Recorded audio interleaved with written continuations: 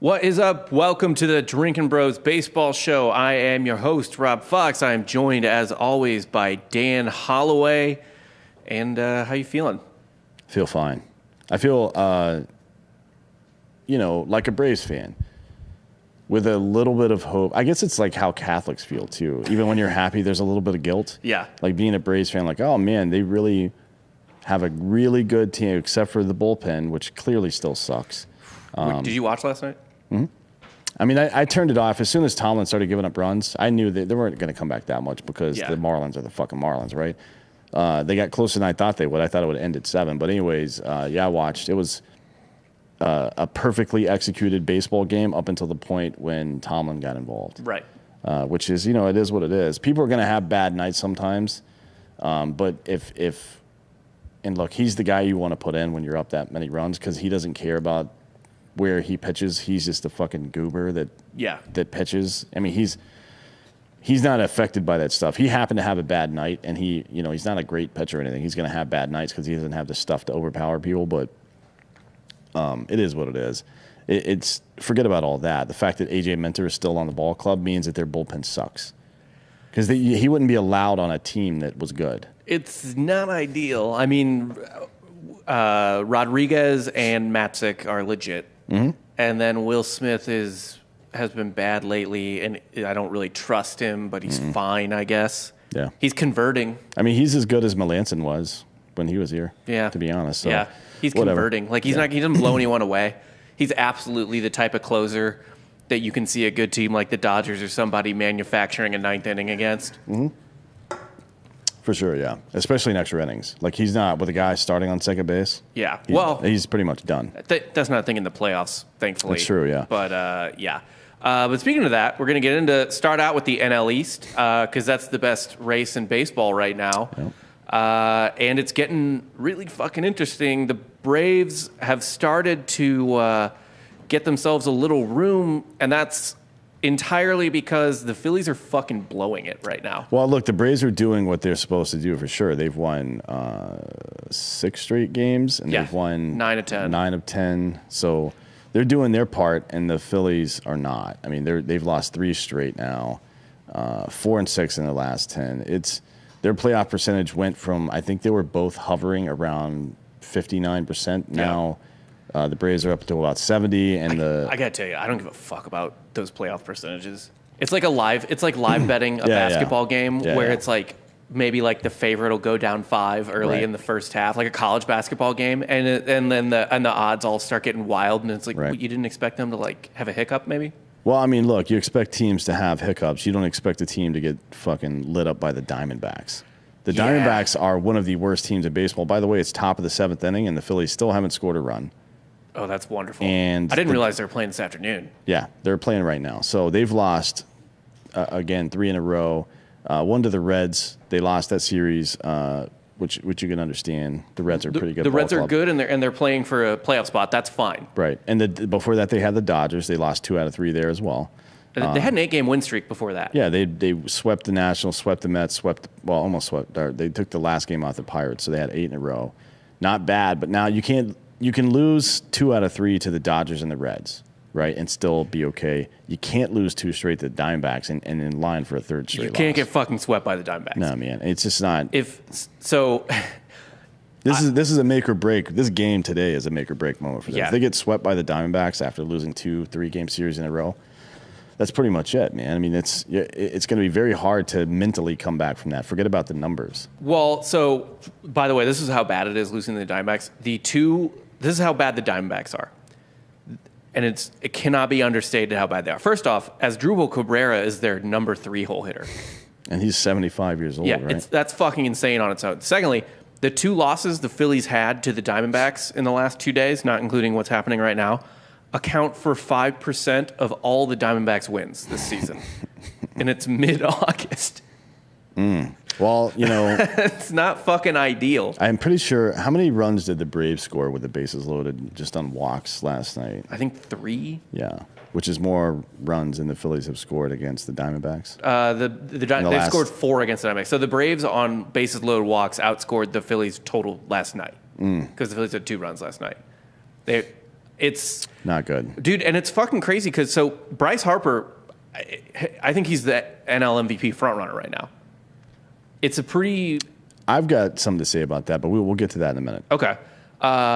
Statistically, I think for wins above replacement, I think Muncy has him beat, but I think for WRC plus, Harper has Muncy beat. Nobody gives a fuck about Muncy though. Like no one cares about Muncy. No, like he's not getting MVP. He'll get MVP votes, but he's going to get like 14 MVP votes. Which is kind of tragic because he's having a great fucking year. It is and it isn't, man. I mean, that's kind of how it works. You know what I mean? Like if you're, how many MVPs did Joey Votto win? One, right? Yeah. But he should have won probably 3, to be honest. And it's because of the style of hitter he is. Yeah. He's the kind of guy that influences the game without hitting home runs. And that isn't sexy to MVP voters every year. Right. Like you can win one here or there, but at any point have you seen like a leadoff hitter, for example, win MVP in multiple years? Ricky Henderson only got the one when he hit 28 home runs that year. What's his fucking name? I think Vince Coleman won one, or not Vince Coleman. Willie McGee won one. Willie McGee, yeah. But no, who won? Didn't the Mets shortstop in the mid-2000s, real fucking fast Latino guy? What is his name? Yeah, Ray Ordonez. No. The later one. Or your mid-2000s. Mid-2010s, you mean? Yeah. Oh, fuck. Jose Reyes. Didn't Jose Reyes win an MVP? He may have won one, but that's my point, right? A guy that's not a big slugger run producer very rarely gets considered for MVP at all. And it is kind of weird. Oh, you know who did win one, actually, though? Jimmy Rollins. Yeah, Jimmy Rollins. Oh, Jimmy Rollins, that's right, yeah. Yeah. Which was like one of the more undeserved MVPs probably in National League history. By the way, I mean... Or maybe you're just a hater. It's hard to say. Just a hater. I'm a hater. I mean, we are just sitting here talking shit on the Phillies. But did Muncy, he's got 28 home runs. Like, there's only... Literally, Tatis is the only person ahead of him in the American League in home runs. Tatis hasn't even played 100 ball games this year, so it's not going to be him. Right. I mean, he's going to qualify. I think... Tatis would have a good shot if he'd played enough games, but he's not going to end up playing enough games. Cronenworth suffers because he's third in fucking WAR behind those two guys, behind Muncy and Tatis Jr. He's going to suffer from having Tatis Jr. on his team. Yes. Right? So the same way Muncy suffers from having everyone on his team. Right. It's funny. Austin Riley is 8th. In WAR? In WAR, yeah. Yeah. I think there's a pretty good shot, if things continue to go the way they're going right now, that Freddie Freeman's going to win an MVP again. It's hard to win in back-to-back years, especially when you get off to the start he did. But if you look, since June, he's hitting 370. Yeah, it's fucking wild. I mean, it's one of the best second halves in baseball history right now, in modern baseball history. And I don't think he's going to catch these guys in wins above replacement, but it's not – wins above replacement is not as big as accurate a predictor of the MVP as – PER is in basketball. It's every year in basketball. No. MVP is a bit of a... It's kind of like a drama. You know what I mean? Yeah. Like the way the season plays out has an effect on the voters for sure. Well, and really what it seems like this is actually really similar to... And everybody loves him too, by the way. Yes. Like everybody in baseball, the journalists and stuff love this guy. That helps. Yeah. It shouldn't probably, but it does. No, they think he's a sweetie, and this is actually this year's kind of similar to the year Chipper won it in '99, where there was not a clear front runner. I've seen like retconned articles where they're like, Randy Johnson or Pater was in the AL by then. Yeah. Randy Johnson should have won it because he was just that dominant as a pitcher, which might be true. It's probably going to come down to like a hot ass September. Right, and he's one of the hottest hitters in baseball. He hit for the cycle last night. He's one of the hottest hitters in baseball. If he continues on the pace he's on right now, not that he would, but I mean, if he stays hot for another couple of weeks, he's going to end up with 35-plus home runs. He's going to do that either way, probably. Mm-hmm. But especially if he stays hot, he's going to end up somewhere around 100 walks and 100 RBI. He's going to end up somewhere around 120 to 130 runs scored. That is an MVP season. Yeah. You know what I mean? All things considered. And then you add in the fact that he was the chief component of a pretty good comeback for the Braves, considered they lost one of the front runners for MVP, right? Yep. So the difference between Cronenworth and Freeman is that his MVP is gone permanently, right? And then he put up those numbers after the fact. So I think that's a good argument, but we'll see what happens. But because here's the thing, Harper, the Phillies are not out of it. 3.5, maybe 4 games. No, if the Phillies start making a comeback, Harper has got to be in that conversation. Near the top of it, maybe. And meanwhile, Zach Wheeler for the Phillies is probably the second. And how good of a story is that, too? It's 2 fucking unconventional players, I would say. I mean, Harper is a weirdo, and he's kind of a heel. Freddie Freeman's kind of a puppy. And they're playing on 2 NL East teams, the Braves, who are the Braves, and the Phillies, who've got their fans, right? Right. Just having that rivalry go down the stretch. I think if Major League Baseball's smart, they're like, hey, ESPN, why don't you start talking about Harper versus Freeman for the fucking MVP? Right. Because I think that's a good thing to do. Yeah. Because everybody's going to be excited to see Tatis play in the playoffs no matter what happens, right? You don't have to market that shit. Right. Like, it's just going to happen. So I think this is their fucking good marketing opportunity. Well, and the thing with Harper is, and with the Phillies, like I said, they're only 3.5, maybe, because we're Braves fans, fingers crossed, 4 games out after this game with the Diamondbacks today. But one massive advantage that the Phillies have, like, it feels like their roster is actually the most mediocre of the top 3 NL East teams, the Mets, the Phillies, and the Braves.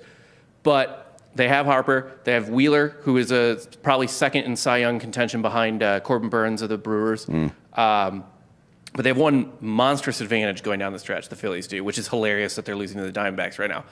They only have 14 games remaining against teams with a record over 500.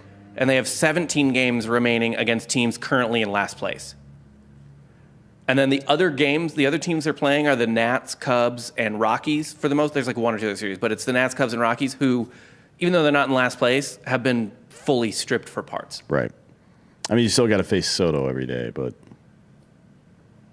who gives a shit, right? I mean, to get Soto and Josh Bell and what the fuck else? Yeah. I mean, because the Nats just sold everything off. So I mean, dude, like how do you feel about what the Phillies are facing down the stretch? Now, it's obviously, again, hilarious that they're getting fucked up by the Diamondbacks right now, but like I don't feel good about that schedule. Well, it's easy without the information of the last couple of days. It would be easy to say they've got a pretty clear path to at least make it close, if not catch up entirely. But, at some point, the on paper has to translate into fucking execution, and it's just not right here. I don't know who their clubhouse leaders are, who they would consider to be their clubhouse leaders. I mean, look, they've lost some people as well, but J.L. Realmuto is not new. Gene Segura has been in the league for a long time. Didi Gregorius has been in the league for a long time. McCutchen, fucking Harper. These guys have been around for a while, man. Yeah. These are all guys with at least 5 years of Major League Baseball service. Well, I mean, 2 MVPs, couple All-Stars, Silver Sluggers. I just no, I'm not worried about them, to be honest, because I think they're psychologically broken right now. Getting swept by the Diamondbacks is a pretty, We'll see in their next series. This is either going to be a wake-up call or they're going to phone it in for the rest of the year. Yeah. Well, they catch the Padres this weekend. Yeah, that's rough. So if they come out and win some games against the Padres, I mean, that might look really good for them. Yeah. It'll certainly give them a confidence boost. Is that going to happen? No. Dan, how you feeling about your Phils? Bottom of the 7th right now. Diamondbacks have 2 on. Wheeler's still pitching.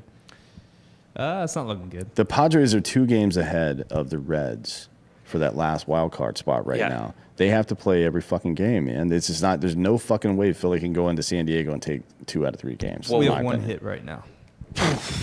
How many hits last night? It was like 4 hits last night. Yeah, it wasn't a lot. I was going through I was going through the Phillies Reddit for some like Schadenfreude porn, and they were apparently like the main complaint right now is that all these dudes are just popping the ball up. 4 hits. Yeah. They're 3-0 Diamondbacks now. Oh,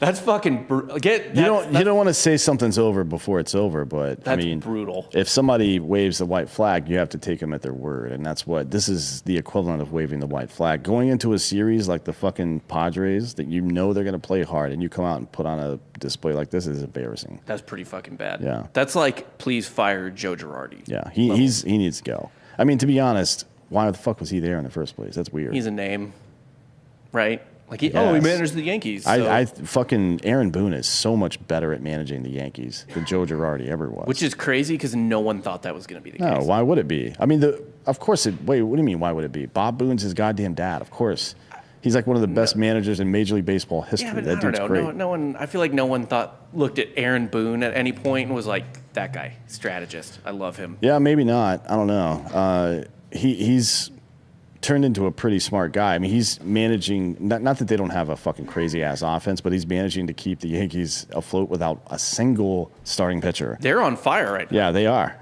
It's crazy. I mean, Garrett Cole's back now, so fucking they've got at least one Major League caliber starting pitcher on their roster, but fuck, man. With that starting lineup, and they still have accomplished what they have, I think that's pretty impressive. I mean, they've overtaken the Reds. They just swept the Red Sox. The Yankees did. The Red Sox are another team that we talked about them being in free fall last week, and now you see the rest of the week played out. And this is the continuation of that. Expect to hear this same thing, but about the Phillies next week. They've lost 18 more in a row, and let's just kill ourselves. But speaking of our team, the Braves, I swear, I mean, this is going to be a stroke-off fest on this segment for sure, but it is also actually something legitimate and worth mentioning. If things stay on pace, the Atlanta Braves will be the first team in the history of Major League Baseball, which has been played for a minute, to have all 4 primary infielders hit 30 home runs. Right. On which they have a pretty good shot at it. I want to say Ozzie Albies is... He's only got 22, I think, or 23 now. 22, yeah. He's probably not going to get there. He's projected to get to 29 at this point. Okay. And who knows? I mean, he goes through hot streaks for sure. He's one of those streaky hitters. If he faces a bunch of lefties, for example, he might get hot. Yeah, no, he is absolutely the type of guy that hits, like 8 homers over the course of 15 days type of situation. And then, won't hit another homer for a month. Yeah, he does that quite a bit, actually. But it's fucking wild. So the only other team ever, actually, to even hit 25 home runs for all their infielders. Colorado, maybe? No, it was the 2008 Marlins. 2008 Marlins. Yeah, Hanley Ramirez. Mike Lowell, maybe? Was he still there? No, he went to Boston. Yep. It's like Hanley Ramirez, Jorge Cantu. I couldn't even remember the other names. I tried. I was like, I bet I can remember these random players. Maybe Alex Gonzalez might have been one of them. He did hit quite a few home runs. Let's see. Oh, no, I'm sorry. Dan Ugla and Mike Jacobs. Yeah. So Ugla makes sense. Obviously, Hanley Ramirez makes sense. Cantu was kind of a modern player before it was a thing. Dan Ugla is only 41 years old? Yeah. When did he retire? He retired in 2015. Because his fucking brain broke. It's like he couldn't see. He was like... He went got cross-eyed or some shit like that, right? Yeah, I mean, everything fell off the table. Like, that dude just started... He was Chris Davis before Chris Davis. Yeah. Well, what are you going to do? Yeah, the Braves... This is interesting, right? I mean, they're not really known. There have been a couple of years. 19 was one of them, and then some parts of 20 where they've had pretty legit offenses. I guess 2003 or 4. It was 3. 3, I think they had a really good offense. Usually known for pitching. Now they've got everything except for a fucking bullpen, dude. Right. It's frustrating to see, but it is. I do enjoy it. I like to see the progress of these players too, especially Freddie Freeman got COVID before the season started. It really fucked him up for a while. Before 20, yeah. And it seemed like he was just off for a while. Then he came back and fucking lit it up. This year started off really slow. We thought maybe there were some lingering effects or something. He had the long COVID brain fog bullshit, but he turned it on in June and has not let off the fucking gas. I mean, it's crazy what he's doing right now. No, and he became the first baseman in the history of the National League. And by the way, the National League is older than Major League Baseball. It's like 1860 something, I think. To hit for the cycle twice. Yeah. No one's ever fucking done it. Not really a first baseman thing, is it? No, actually, dude, he got into third easily yesterday. Yeah, I don't know what was going on. I don't know who plays right field for the Marlins, but he looked very confused out there on that play because it was almost the same play that Freddie had before, and he wasn't even close to getting to third base. Right. Like, I don't know if that was a hustle issue or what, or maybe he noticed the guy. He just assumed that it would be a double, so he just coasted into second. Yeah. But, Freddie's Freddie, so he's like, all right, this guy's going to fuck around. I'm going to take third next time. Right. Maybe he's thinking that. I don't know. Either way, impressive. He credited coffee and his wife. Cappuccino. Like, no, dude, you fucking did it. Well, maybe the cappuccino. The cappuccino could have helped. I don't know. Don't say that, though, because then the Major League Baseball will try to ban it. Big fan of Freddie. He's, let's see, in June, he had 306 with 5 homers. In July, he had 375. And so far, more than halfway through August, he's hitting 377. I mean, that's fucking crazy. That is 3 months now of just wild-ass production. Like over the last 3 full months. Yeah, and he's gotten almost better since Acuna's gone out, which doesn't tell you about. Which I don't mean to say is like, oh, well, that'd be like maybe the team's better without Acuna. No, what it means is that Freddie has essentially just like stepped the fuck up. Yeah, like and been like, I got to carry this team now. Right. I mean, look. The guy's a fucking baller, man. I don't know what else to say. He's unassuming, relatively quiet dude, at least from a media perspective. I don't know if he was maybe hurt by having Acuna in front of him. You never know where guys like to hit in a lineup. I mean, he's still hitting second mostly right now, right? No, he's third. Oh, he's hitting third now? What? Bumgarner just had an RBI single. 4-0 Diamondbacks. The fact that he's even still in the game this late. He's had 1 hit on him. God damn it, dude. So, yeah, I mean, it's Freddie's a baller. He's a good ball player. He's hitting third now because he was hitting second behind Acuna for a while. Yeah, they have Soler slotted mostly in the second 2-hole now. I think Freddie likes being third better. I think last year kind of dictated him hitting second because the lineup was so fucking loaded. And he was a better on-base guy than either Ozuna or who's hitting fourth? Ozuna was third. Last year? Yeah. It was. D'Arnaud was fourth. Yeah. I think he was second because he was a better on-base guy. But Maybe. now they're kind of like he's obviously a better on-base guy than Jorge Soler. Right. Yeah. I mean, just put guys where they're comfortable hitting is what I say. That's what has been a big thing for. We'll get to him, but for Swanson. But yeah. Riley, their third baseman, nearing 30 home runs right now, has the third highest WRC plus in the majors for a third baseman. Probably going to get some MVP votes, down ballot. Like, I don't think he's going to get first place votes or anything like that. Probably going to win a Silver Slugger. Yeah, at third base, I would say so. I don't know if the other guys that might qualify that have actually played enough games are going to be nearly in the same league. I mean, he's hitting 298 now, and it's interestingly enough when we're talking about this batting order thing, 298 when he's hitting in the 4-hole, and obviously 6 through 9 higher, right? Because all you see is fastballs down there. But in the 4-hole, 398, in the 5-hole, 258. Yeah. I've said for a while now that I think they should be moving, putting Albies behind him, right? Because Ozzie Albies is turning into, like last night, Freddie hits that triple. He doesn't go up there and try to fucking crush a home run. He takes the first pitch he sees that he knows he can get the bat on, and he fucking drives it to the outfield. Happened to be a single. Could have been a fly ball or anything else to drive the run in. But he is a very smart situational hitter. That was an adult at bat. Yeah. Like that. It was. For a 23-year-old or whatever the fuck. I mean, it was definitely a veteran level of bat.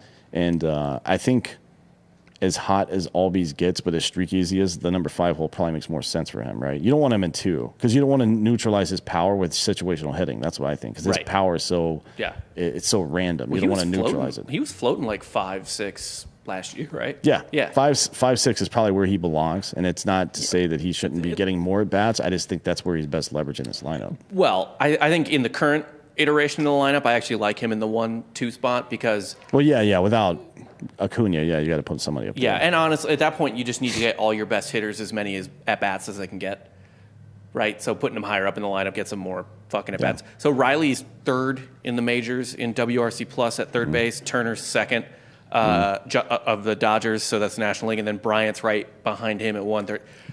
Bryant's a dark horse for MVP, too. I mean, I don't know if we've seen a guy switch teams in the middle of the season and win MVP, though. That doesn't really happen. Yeah, I mean, it's the same league, so all your stats are still fucking compiled in that same league. Yeah.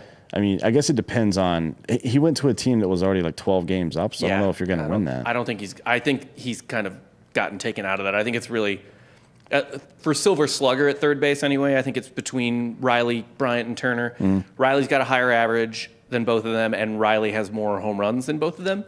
He just has a lower on base percentage than Turner. I mean, even though Turner's WRC plus is higher, like, I don't know, man. Riley looks like the best resume to me. More RBIs, more run. Like, I don't fucking know. He strikes out way more than Turner, but that's like about it. Yeah. And then Ozzie Albies is Ozzie Albies. I don't know what to say. Streaky, hyper talented, great defense, huge power. That walk off the other day, we talked about it last time. We're going to talk about it again. Fucking incredible. And then Swanson, who I think I was talking about this to you off air, I think is the most underrated shortstop in baseball.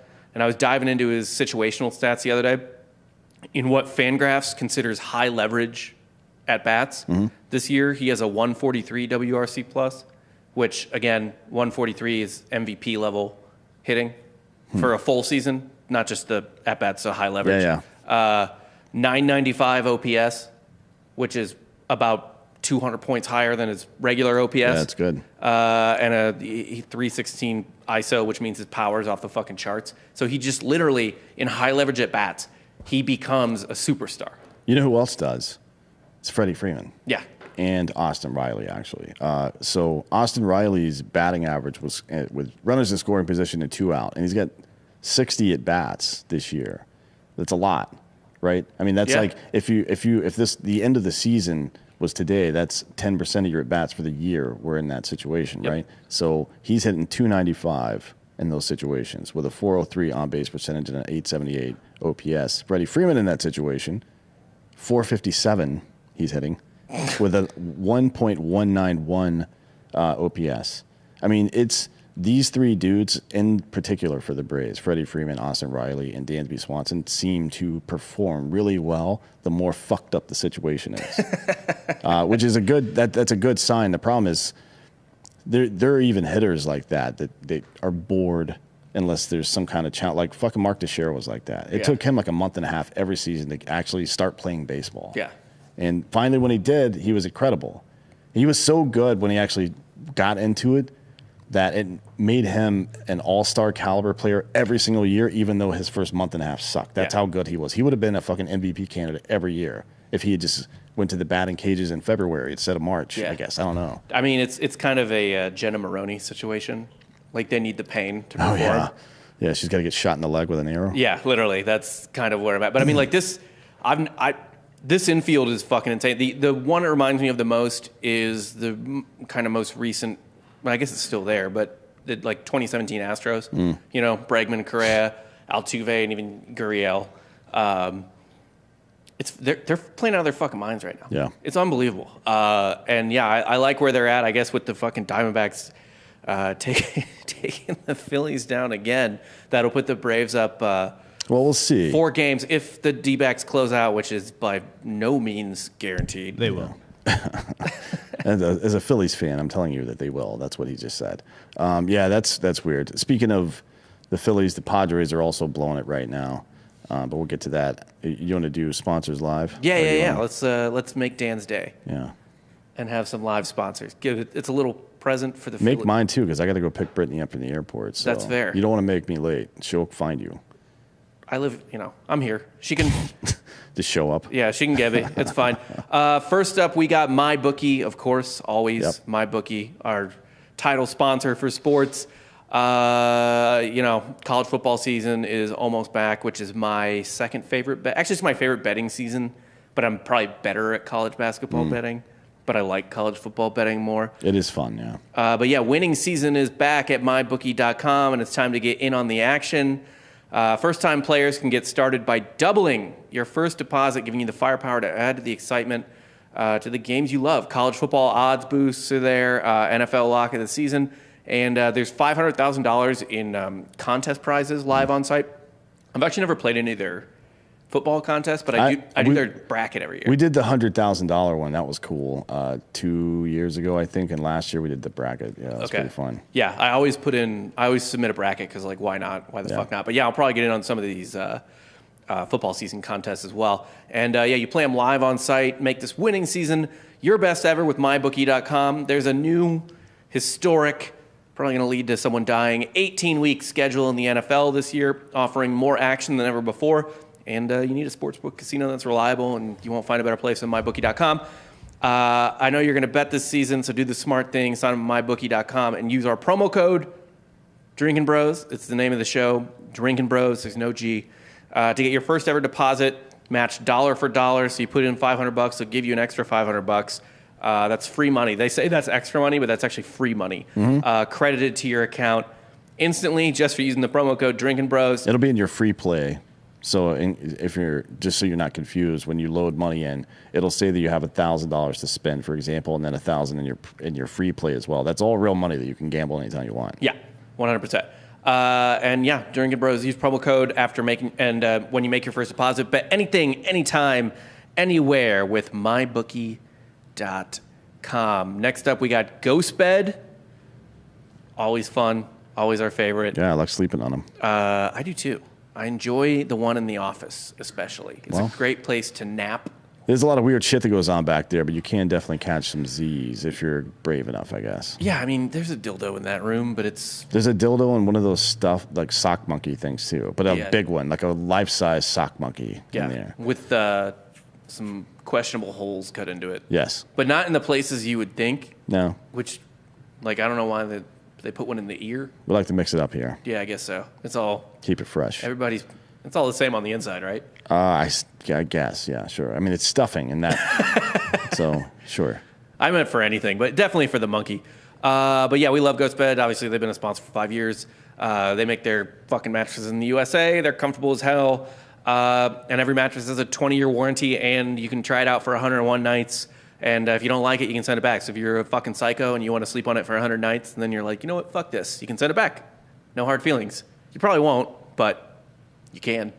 And by the way, one of our favorite things about the mattress is they have cooling technology. Yeah. Which it's hot as fuck here right now. It is hot as fucking balls. It's so hot, and my wife is so pregnant that I'm actually afraid that I'm going to like get a fucking cold or like COVID again. Yeah. Because the AC is so fucking low in my house now that I just freeze my dick off.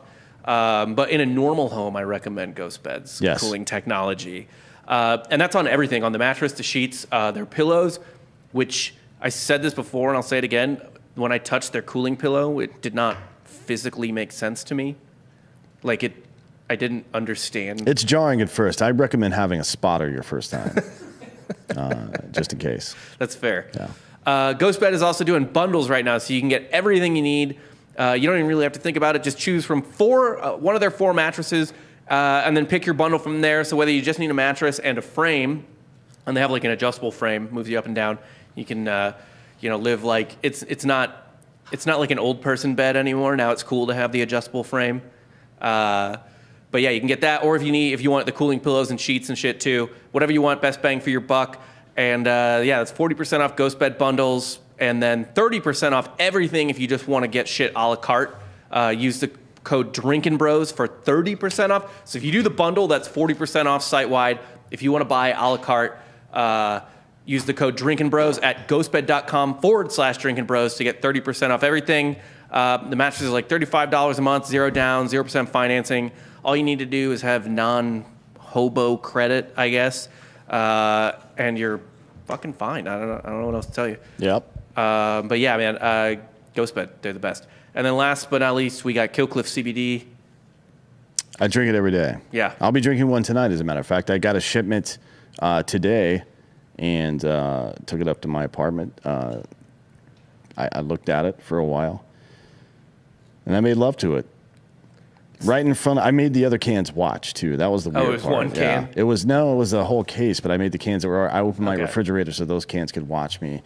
I wanted them to know that they were lucky that didn't happen to them. Yeah. Well, you got to let them know. Anything new in your apartment? Life is mostly about setting boundaries and establishing dominance. That's what I've found in my career as a human being.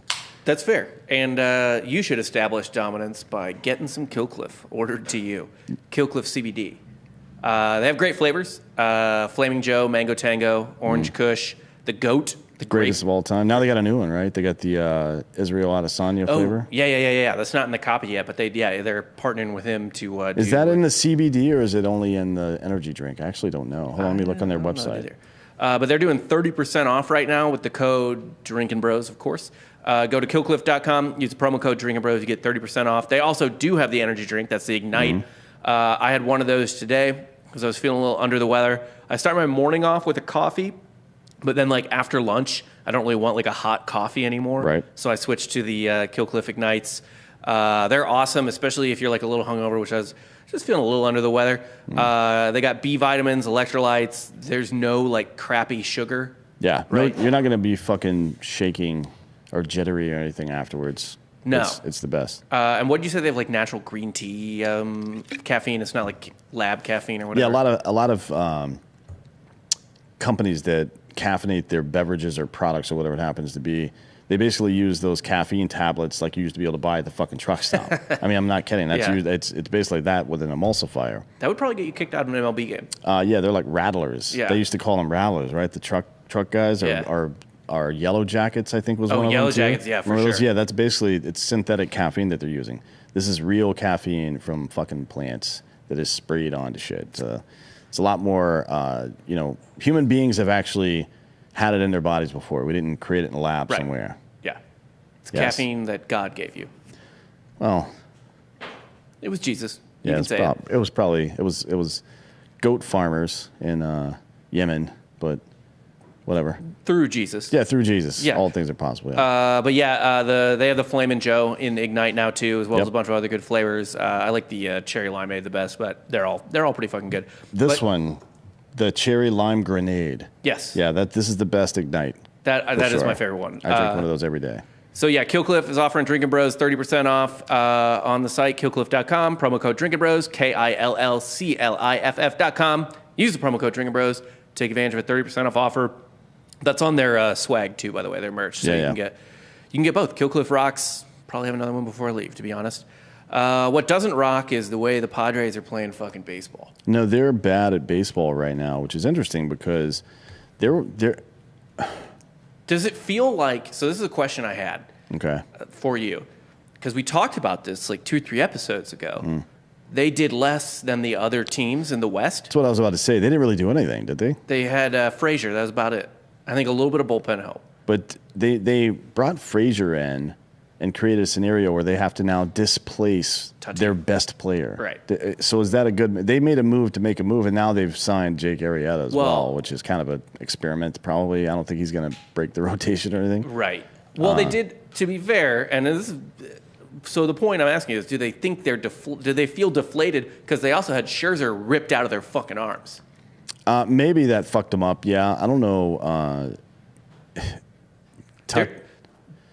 Maybe, yeah. They're 12 games out of the NL West now. They're done in the NL West. Yeah, they still have a lead in the wild card race, 2-game lead, I think, right now. But 2 games is nothing. That's 1.5. 1.5 now. So whomever it was behind them won today. The Reds? It was Cincinnati. No, that was as of this morning. Oh no, it was at 2 the last time I looked. So maybe the Reds lost there. Okay, they might have lost today. Or maybe I don't know. Anyways, yeah, that's too close of a race to call done for sure. I mean, that's not done at all. No, what's fucking wild is it was done. People thought, oh, well, the West is getting both spots. Yeah. And now the Reds are doing their thing. Votto's having like a fucking vintage year in Cincinnati. Yeah, he's looking really good. And San Diego, 3-7 over the last 10 games. Their starters ERA over the last month is 5.73. Oof. That's fucking no bueno. Darvish, Musgrove. I mean, like they're not fucking pitching right now. No. Even their relievers have been okay, but yeah, the starters are fucking awful. Even the Cardinals and Phillies, 4 and 4.5, well maybe 5 for the Phillies now after this Diamondbacks game. But like, you don't want to be in late August and have the Cardinals within striking distance of you. Right. Ever. Certainly not. At any point. And this Reds team, by the way, so I noticed this when the Braves were playing them a week and a half ago, because that's, I watch a ton of baseball games, but when I'm like really fucking locked into it is either if I have money on it or if the Braves are playing. Right. Where I'm like really fucking paying attention to every pitch. The Braves took the series with the Reds, but like the Reds were... Those are hard-fought games for sure. Yeah, they are a hard-ass team. Yeah. They have energy. Like, they don't fuck around. I mean, we were lucky to win the one. That was the Albies walk-off. Yeah. That Votto almost stole from us with, 2 home runs? I mean, like, dude, I wouldn't want to fuck with this Reds team right now. This Reds team has a chip on their shoulder. And part of the reason that they haven't been better this year is they've had underperformers. Like Luis Castillo, he's kind of had a off year. I mean, like their rotation has not quite lived up to what you thought it was going to be.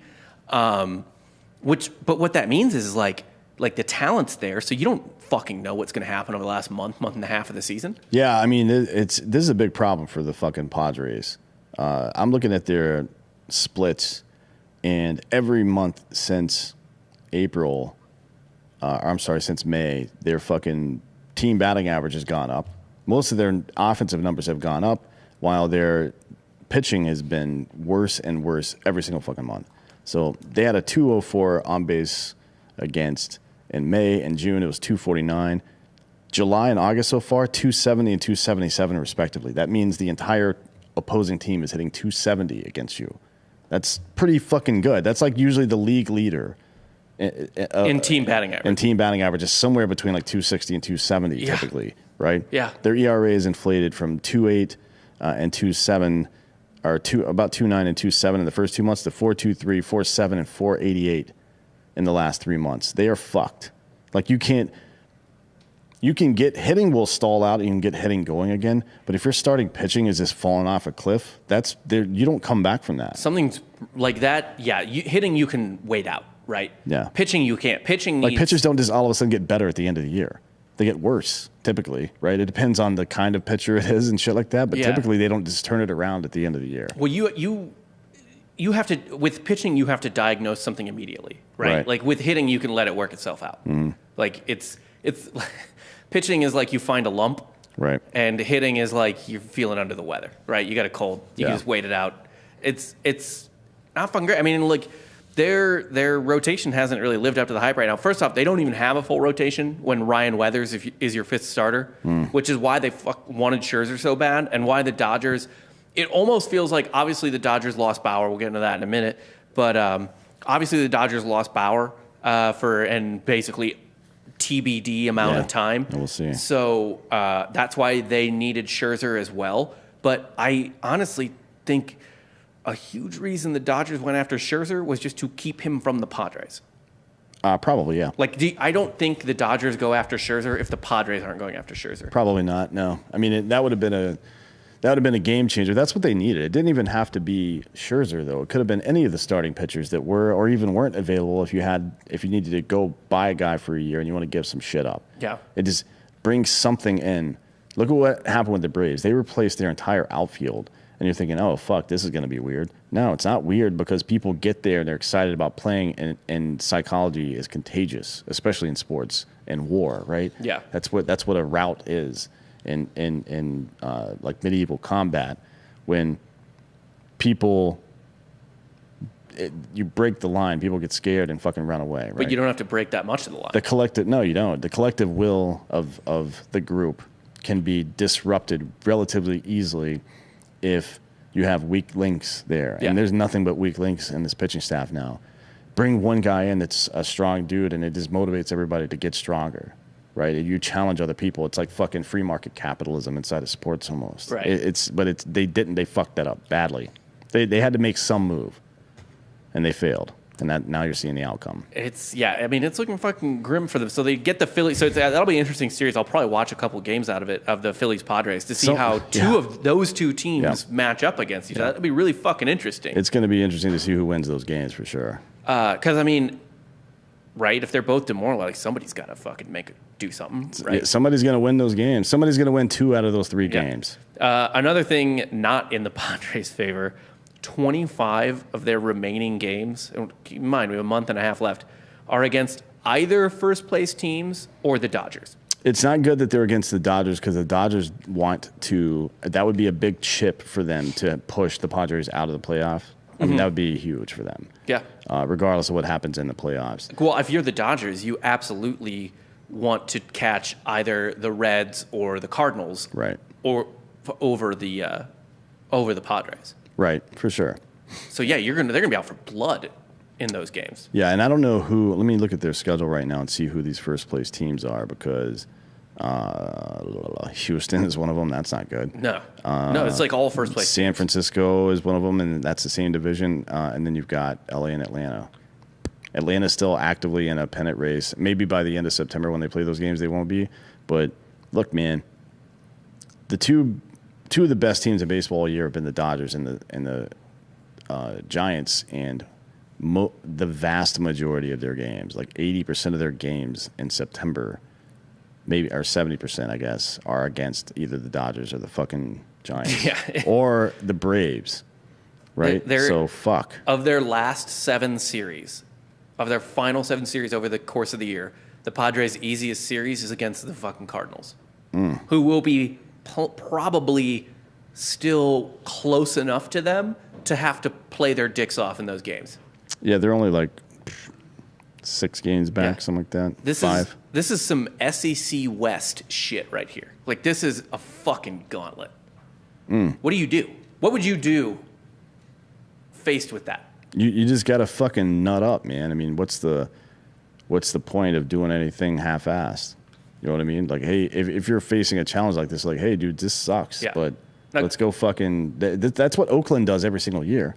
Like, seriously, they go in and maybe it's a Bay Area thing. The Warriors just do it. Like, oh, we're down 15 in the third quarter. Who cares? Yeah, still gonna win. You got to have that attitude. We're gonna win every fucking game. The problem is the first 3 games. Well, they have a lingering series with the Diamondbacks to start the month, just the first day. But the first full series of the month is Houston. Then you get 2 against the Angels. That's weird. But at least it's at home, I guess. Yeah. Hopefully, I don't know, but hopefully you don't catch Ohtani in one of those games. Yeah, that's always a problem. But then it's Dodgers, Giants, St. Louis, who they may be in a pennant race at the time, with Giants, Braves. All these are first place teams, including Houston, by the way. Houston's first place. Dodgers, the only team they play, other than one game with Arizona in September against a fucking non-first place team, is three game set with St. Louis. Yeah. At St. Louis, which is not an easy thing to do. They're fucked. San Diego will not make the playoffs. You think they're out? Yes, I think they're done. It's fucking brutal.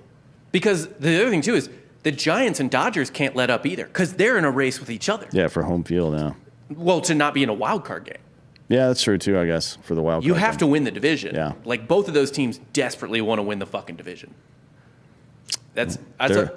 They're not going to both win, so it'll be interesting to see who does, to be honest. So you think the Padres are cooked? I do not see a path to victory for the Padres. That's what people say during elections, right? Who do you like better to overtake them, the Reds or the Cards? The Reds, for sure. You like the Reds? Yeah. I think the Reds are pretty fucking Their best player is, it's like the Braves, man. Their best player, who is Votto, is doing really well right now, and their pitching staff is doing well. I mean, their bullpen is what it is, but same with the Braves, but they're going to be able to win regular season games. Yeah. Next up, we have an interesting thing. It doesn't seem like it's that serious, but I just wanted to get your take on it. Major League Baseball, they're in negotiations with the Players Union, whatever, because they have all that upcoming shit.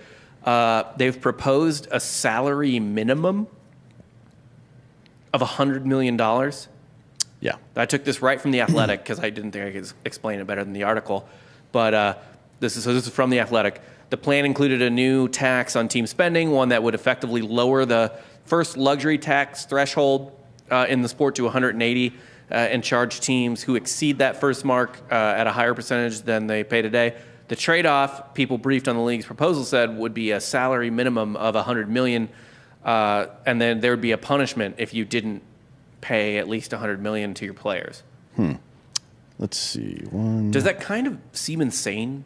Like, it sounds nice at first because you're talking about competitiveness, right? And holding teams accountable to, like, I don't know, fucking. Well, it tells you something, right? It tells you that the Cleveland Indians, who have the lowest payroll in baseball at $48.7 million, or the Baltimore Orioles at $52.9, or the Pittsburgh Pirates at $54.5, or the Miami Marlins at $57.9. These are the 4 lowest salary teams in baseball. It tells you that the luxury tax and whatever other revenues that are being collected to put into that pool of small market teams are enough to take these $50 million payrolls up to 100 pretty easily. Otherwise, this wouldn't even be a thing. Are there enough players, though? No. No, obviously not. Otherwise, they would be there, right. motherfucker. I mean, Jesus Christ. If there was enough players that were worth that, people would be paying them that money. There aren't like veteran superstars in these 4 cities just like languishing on $8 million a year contracts. It's not a thing. If you can play like that, you're on a fucking roster somewhere doing it. You know what I mean? Pittsburgh couldn't even keep their fucking best player on his rookie contract in town. They had to trade his ass. Yeah. Right? So, no, there's no talent for this. And it's going to... Baseball, right after, I don't know why it happened like this, but right after the steroid shit started to die down, contracts went fucking crazy. Yeah. I mean, dudes are like, I couldn't imagine a guy making 40-something million a year. It's steroid shit died down, but I mean, like, A-Rod was the one getting those contracts at first. It's true, yeah. It's weird to me, this minimum payroll. I'm sure there's got to be... I wish when organizations and labor unions sign deals like this, there was any amount of good faith involved. We're like, hey, if something weird starts happening, let's have some kind of addendum that we can fix it and not just live with the results until the next time, then create animosity. And that's fucking stupid. Nobody wants to be locked into a loveless marriage. You know what I mean? Especially in business like that. I do think it's really interesting. I mean, what's going to happen? Are mid-tier level guys going to start getting paid more, but only by those 4 teams? Right. So that's like what I'm saying. Like, do you feel better if you're the Diamondbacks? Like, well, we've only won 43 games, but at least we're paying for it. Yeah. If you're Marcelo Ozuna, right, or Trevor Bauer, who we'll talk about in a second, you are still a very good baseball player, but maybe teams don't want to work with you. Do you just go there and get a $25 million contract to round out their roster? You know what I mean? Right. There's certainly implications, but I think that this is basically socialism, and that never works. Well, right? It hasn't worked so far. Remember 3 years ago when this whole thing came to a head? The Marlins, the Pirates, who else was on that list? Marlins, Pirates, I think the Orioles, and I think it was maybe the Twins. I don't remember who else. That sounds like a Twins thing to do. 4 teams that were in the lower end of the payroll at that time had been getting the revenue, right? Taking the revenue from Major League Baseball, which was shit revenue from other teams that were paid in luxury taxes. But I mean, that's what does it mean when you talk, say, a luxury tax in the NFL or an NBA rather in Major League Baseball? That means that the Yankees made too much money. And they spent too much money, so they had to give some of their money to these shittier, poor teams. Right. That's what it is, right? What we saw happen was that the executives from the Pittsburgh Pirates and the Miami Marlins and so on and so forth just kept the goddamn money. They weren't even spending it on player talent. So, of course, you got to do something like this. That's the problem with bad legislation. You'd have to build new legislation on top of it to make that make sense, and that's not good. So, like, certainly, though, I wouldn't want my shitty team to spend $100 million because they have to. I would want them to save the money, not give it to their fucking executives, but, like, bank it, right? For when you will need it. Use it for international signings or whatever the else to get the team back. Like, I just don't want... I'm not going to be assuaged by my 60-win team paying $100 million to dog shit players. Yeah, I mean, isn't one of the charms of Pittsburgh is that you can go buy a fucking ticket to the game for your entire family for $150? Yeah. You know what I mean? Because if this happens, you're not going to be able to do that. They got to start making revenue.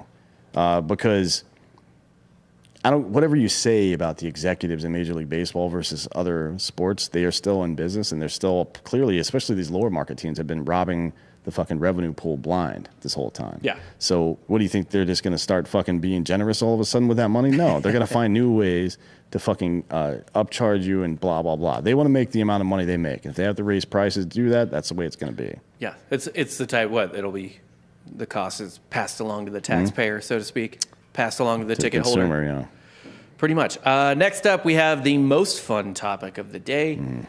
Trevor Bauer won his hearing in L.A. about the permanent restraining order, but it's only a 5-year thing. So correct, permanent is not permanent.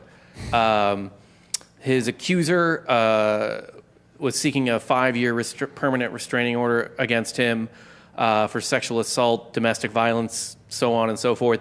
The judge determined, this is from Steve Henson, who I believe is at the LA Times, but I'm not positive. The judge determined that the injuries the woman had as a result of her sex with Trevor Bauer were not the result of anything she told him she objected to. Also, the judge determined Bauer does not pose a threat to the accuser. The court denied the request for a long-term restraining order. The judge said, this is a quote from the judge, "If she set limits and he exceeded them, this case would be clear, but he did not exceed limits she set." So Bauer won the hearing. No word yet, or no one's really weighed in knowing yet on what that means for the MLB investigation, or there are still potential criminal charges. The Pasadena PD, it's not LA PD, it's Pasadena PD, I guess, right. Are still investigating.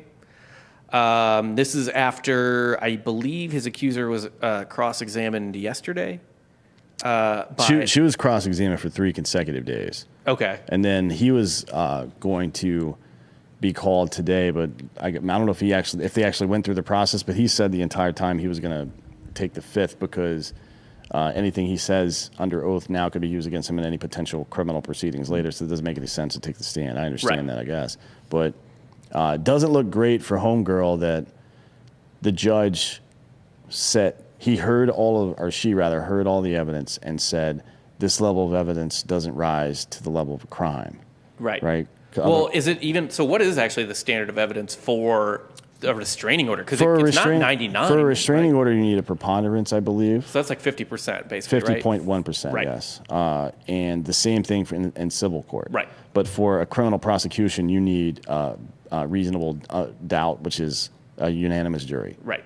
Which is not going to happen here. Right. So I don't even know if this thing. I highly suspect that this will not go to trial now.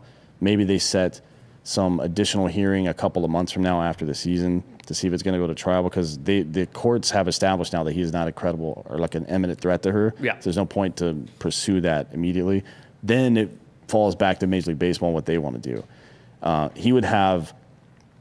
He already does have, as a matter of fact, quite the grievance against Major League Baseball right now. Yeah. Because a judge just found that all this evidence doesn't rise to the level of something that could be charged under a preponderance, much less in a criminal trial. And they've kept him out of work. Now they've paid him, but performance and reputation matter in this fucking game. Whenever he goes to sign his next contract, the fact that he missed the vast majority of this, and on the best team he's ever played on, by the way, with the best potential for results, he's got a huge grievance against Major League Baseball, in my opinion, right now. They should be suing the fuck out of these guys or looking for some kind of settlement in the same way. I hate to bring his name up, but the same way that Kaepernick did with the NFL. Yeah. Like, you've affected my earning potential now, and you've done so without any just cause. Yeah. So we'll see what happens. But all that aside, I don't know what the Players Association agreement looks like with regard to criminal charges that are pending and stuff. There may be something that allows for all of this. If that's the case, then Major League Baseball, you've got the worst Players Association ever. There's something called due fucking process, and it is the foundation of our legal system. Idiots. So one of the things I saw is that, so it's technically a private organization, right? It's a fucking business, not the government. So I think they have... But they have a labor union. Yes. So it's going to be... I promise you that there's some language in the Major League Baseball Players Association agreement, the collective bargaining agreement, that states how a player can be treated like this. I don't know if there are provisions to... like they've... It's common for there to be a provision where you get like a week... not suspension. You're just off. You're not able to play for a week. Yeah. Or 2 weeks even until they figure shit out. But to extend it 4 times now, right? Yeah. I mean, I don't know what that looks like, to be honest. I think, like, he still has. He hasn't even. Because I think they were waiting for the case to end. He has not fully gone through the sexual assault and domestic violence stuff for MLB yet, because he has to meet with Major League Baseball and go through a couple other steps, which I think they put off until this was over. So the sexual assault portion of MLB's domestic violence policy, this is how it reads. Sexual assault refers to a range of behaviors, including a completed non-consensual sex act, an attempted non-consensual sex act, or a non-consensual or non-consensual sexual contact. Lack of consent is inferred when a person uses force, harassment, threat of force, threat of adverse personal or disciplinary action, or other coercion, or when the victim is asleep, incapacitated, unconscious, or legally incapable of consent. So this might come down to the fact that the woman was like that she was unconscious for a portion of it is on record, I believe. Right. So according to her, at least, I don't know if he's agreed to that. I think his attorneys did agree that she was unconscious, but if I don't know if that is the same. We'll see what happens. This whole situation is weird. It's very clear to me that he's got some probably emotional problems in life. So regardless of how this plays out, he's fucking crazy. Yeah, he's a little crazy. Probably got to keep an eye on that dude. Yeah. And it also seems from her end that she is a total gold-digging whore, right? She's fucked Fernando Tatis Jr., Mike Clevenger, and a number of other Major League Baseball players, including Trevor Bauer himself. She's sending texts like, "Oh, I've got my hooks in him now," or whatever the fuck. Like, dude. Yeah. I mean, this is one of those situations where you don't have to necessarily feel bad for anybody. You can just like watch the funeral pyre burn and be like, you know what? Both of these people deserve everything that's happening right now. Fuck these people. Yeah, her text messages were not great, and neither was. And look, I don't know how I'm not a victim of this shit, so I don't know. But like, I mean, she legitimately did withhold shit from the original, thing, and then Discovery happened. It's not a good look. It's not fucking great. Yeah. No. And again, I don't know how I would behave, but I mean, you can't do that. No, it fucks your case. Definitely not. Diamondbacks are up 6-1 in the ninth inning. Lord, looks like. I'm pretty excited to watch this zombie. The sweep. I'm pretty excited to watch this zombie series between the Padres and Phillies. To be honest. Yeah, I'm. Look, yeah, same. It just out of curiosity to see what happens. I'm definitely going to watch some. Any of them show life against each other. Yeah. Or if somebody's going to win these. Yeah. At least 2 of these games. So one more thing about the Padres, actually, do you think that it makes any difference that their little swing? I mean, Tatis was out, right? Yeah, so he always comes back hot too, and they usually go on streaks when he gets back. We'll see. Yeah, that's the one thing I have, wonder with them is, well, Tatis was out for a little bit.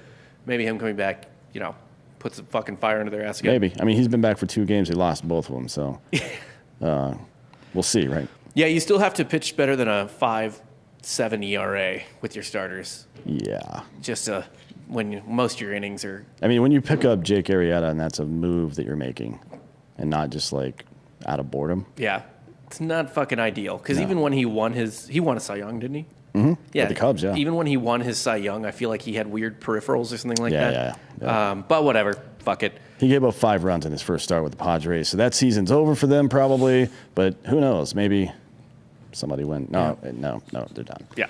That's all we got for today, though. Thanks for watching. Like, subscribe, Drinking Bros Sports on YouTube, on fucking, wherever you get podcasts. Thanks for watching. Dan's got to go pick up his lady from the airport. He doesn't like you. See you later.